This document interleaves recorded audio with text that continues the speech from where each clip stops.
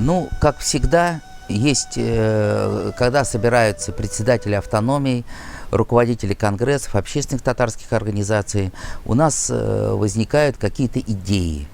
И вот в данной ситуации мы обсуждали совершенно новые 3 идеи. Первое. Чтобы на сабантуях принимали участие семейные эстафеты. Например, семья из 4 человек отдельно, семья из 3 человек, а семья из 5 человек. Это с элементами легкой атлетики, с элементами юмора, с элементами сабантуя. Вот такие командные, чтобы у нас были площадки. Это первое. Второе.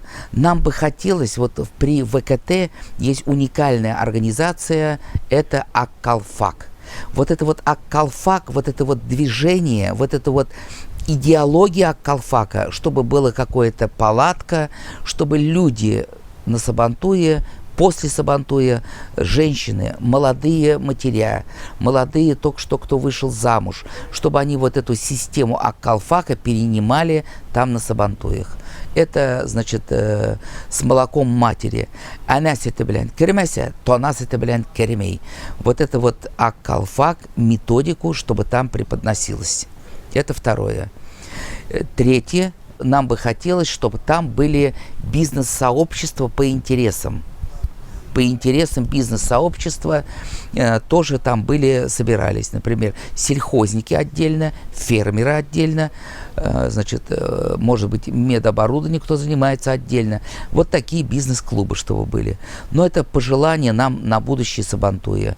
Главное, как сказал Рустем Нургалеевич, чтобы вот этот национальные наши состязания, которые идут у нас из глубины веков, главное, чтобы наш национальный татарский колорит, наша национальная идентичность везде подчеркивалась. В костюмах, в танцах, в плясках. И чтобы это было массово. И чтобы это было захватывающе.